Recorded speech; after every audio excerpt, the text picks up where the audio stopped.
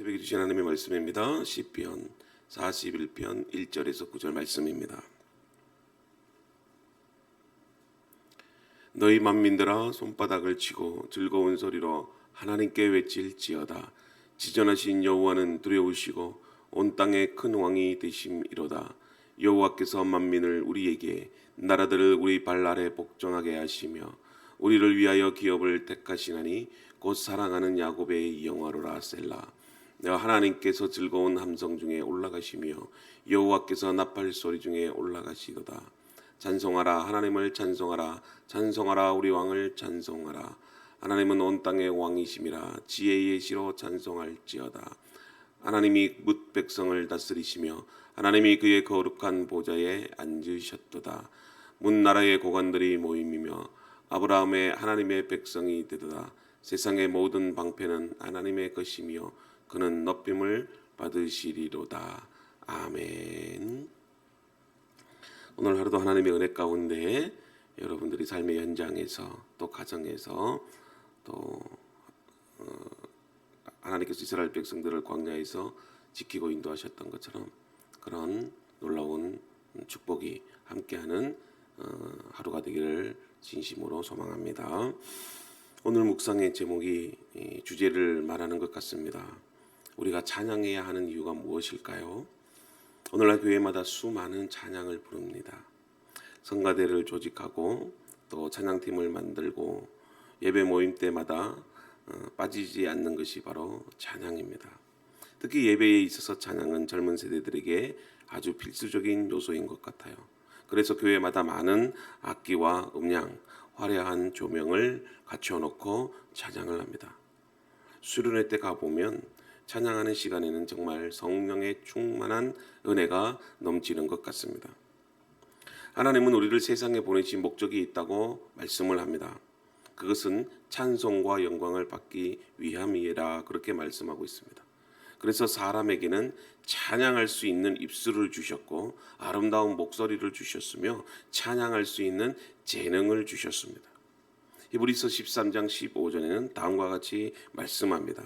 그러므로 우리는 예수로 말미암아 항상 찬송의 제사를 하나님께 드리자. 이는 그 이름을 증언하는 입술의 열매니라. 우리 기자는 찬송도 우리가 드려지는 예배와 같이 하나님이 받으시는 찬양의 예배다, 제사다라고 그렇게 말씀을 하고 있습니다. 고대 제사는 짐승이나 곡식을 하나님께 제물로 드렸습니다. 그러나 이제는 예수 그리스도의 그 십자가의 희생 제물로 인해서 더 이상은 짐승이 필요치 않게 되었죠. 그 대신에 하나님은 우리가 드리는 이 입술의 찬송을 통해서도 예배를 받으신다라고 히브리서에서 말씀하고 있습니다.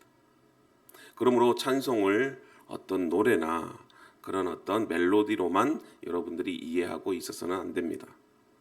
우리의 삶의 찬양이 제사가 될 수 있습니다.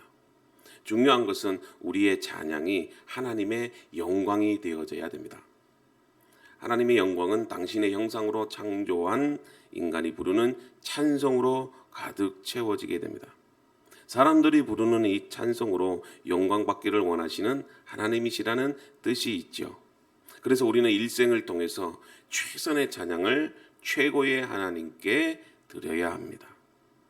이 시편은 여호와가 온 땅의 왕이 되심을 선포하면서 찬양하는 찬양시 가운데 하나입니다. 두 부분으로 나누어져 있는데 찬양하라라는 그 명령형이 1절과 6절에 나오고 2절과 7절에서는 여호와를 찬양하는 그 이유에 대해서 시편 기자가 그렇게 기록하고 있습니다. 그리고 8절과 9절은 거룩하신 보좌에 앉으셔서 열방을 다스리는 여호와 하나님의 위엄을 선포하고 찬양하는 내용으로 기록이 되어져 있습니다. 시편 기자가 우리가 찬양해야 하는 그 이유가 하나님은 만왕의 왕이시기 때문에 지혜의 시로 찬양하라 7절에 그렇게 강조를 하고 있습니다. 우리의 마음을 기쁨과 찬양으로 가득하게 만드는 것이 있다면 그것은 하나님이 우리의 왕이 된다는 그 사실을 말씀하고 있습니다. 세상은 하나님을 왕으로 인정하는 것을 거부하기 때문에 하나님의 권위에 대적을 하지만 하나님의 백성들은 하나님이 왕이시며 그분의 백성으로서 살기를 원합니다. 그러나 이스라엘 백성들의 역사를 보면 하나님을 왕으로 섬겼던 적이 과연 얼마나 될까요? 하나님께서는 자격 없는 이스라엘 백성들을 택하시고 그들에게 불가능할 것 같았던 그런 기업을 주시겠다고 약속하셨습니다. 그리고 그들을 진심으로 사랑하며 또 그들로 하여금 하나님의 신실하심을 나타내 보여 주셨지요. 그러나 그들은 마치 자신이 왕이 된 것처럼 하나님을 외면하고 살았습니다. 4절에 보면 우리를 위하여 기업을 택하셨나니 곧 사랑하신 야곱의 영화로다 이렇게 기록하고 있습니다. 여기서 기업은 가나안 땅을 말합니다. 그들이 가나안 땅을 기업으로 소유할 수 있었던 것은 그들의 노력과 애씀이 결코 아니었습니다. 절대적인 하나님의 은혜로 된 것이죠. 아브라함에게 약속하신 이후로 그들이 애굽에서 종살이할 때까지 그리고 모세와 여호수아를 통해서 약속의 땅이 성취되기까지 모든 일을 이루시는 분은 하나님이셨습니다. 그들 앞에 놓여 있는 모든 대적들을 스스로 물리치셨고 그 땅을 차지하기까지 사랑으로 지극히 이스라엘 백성들을 돌보셨습니다. 지금 시편 기자는 그때를 회상하면서 감격에 겨워 기쁨의 찬양을 하나님께 돌려드리고 있습니다. 우리가 그분을 왕으로 섬기고 찬양할 수 있는 이유도 바로 하나님의 신실하심 때문입니다. 약속하신 대로 하나님은 이스라엘 백성들에게 기업을 주셨고 약속하신 대로 이스라엘 백성들을 모든 열방과 민족 가운데 높여주셨습니다. 우리가 하나님의 신실하심을 이해하게 될 때 우리 앞에 놓여 있는 모든 근심과 걱정 다 떨쳐버릴 수 있습니다.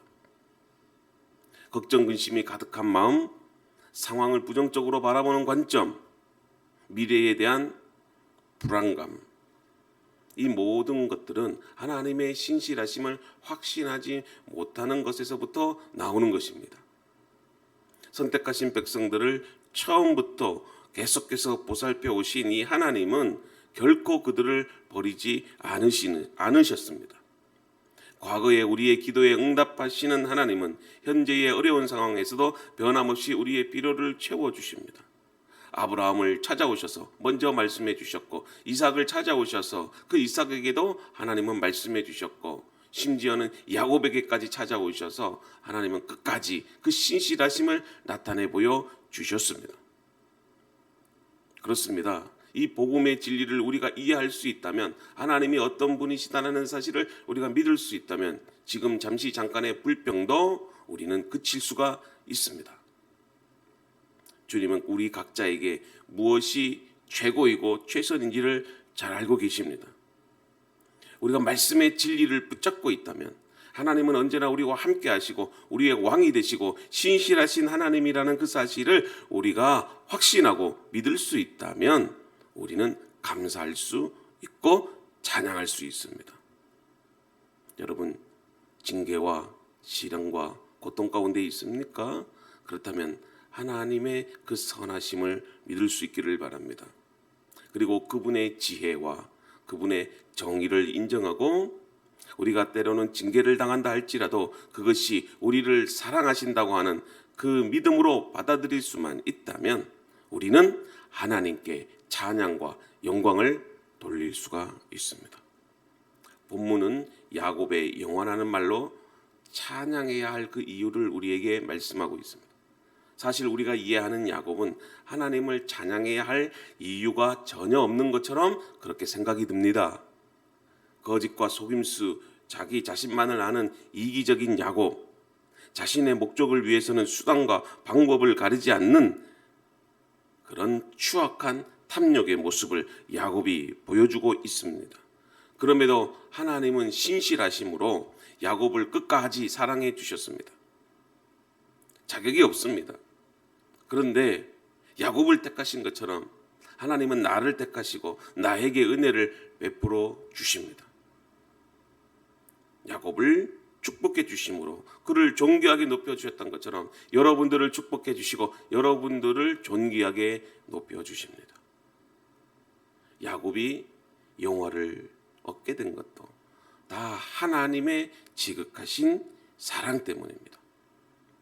사랑하는 성도 여러분, 이것이 바로 우리가 찬양을 해야 할 이유입니다. 그래서 시인은 6절에 하나님의 백성을 향하여 찬양할 것을 촉구합니다. 무려 단 한 구절에서 찬양하라라는 그 말이 4번이나 거듭 반복되고 있습니다. 이것은 우리가 창조함을 받은 목적이, 구원함을 목적이 단순히 찬양을 선택적으로 우리가 해야 할 것이 아니라 찬양은 마땅한 성도의 의무입니다.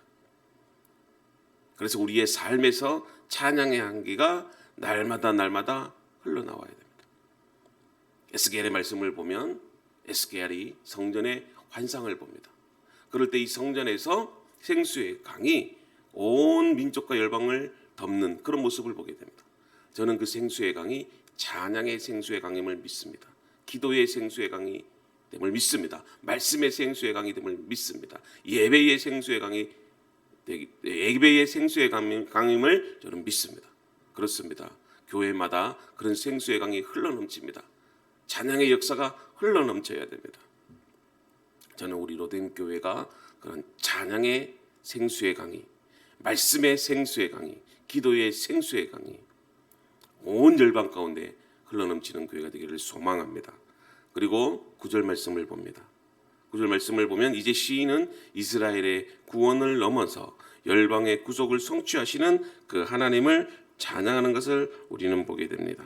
문 나라의 고관들이 모이며 아브라함의 하나님의 백성이 되도다. 세상의 모든 방패는 하나님의 것이며 그는 높임을 받으시리로다.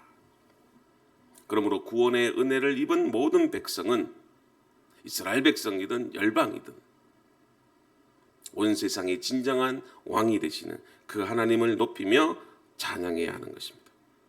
사랑하는 성도 여러분, 오늘 하루도 우리가 마음의 찬양의 제사를 드리는 하루가 되기를 소망합니다. 돌아보면 하나님은 언제나 우리를 지켜주셨고 우리의 왕이 되셔서 우리를 통치하시고 우리와 함께 해주셨습니다. 우리가 찬양할 때 하나님은 영광 받으시고 사탄의 견고한 나라는 무너집니다. 힘들 때마다 찬송 부르십시오. 그럴 때 새 힘을 주십니다. 불신앙에 그들에 묶여있던 영혼들이 자유를 얻게 됩니다. 오늘 하루도 찬양하는 그 기쁨이 여러분들의 삶과 가정과 하는 일들마다 넘쳐나기를 주님의 이름으로 축복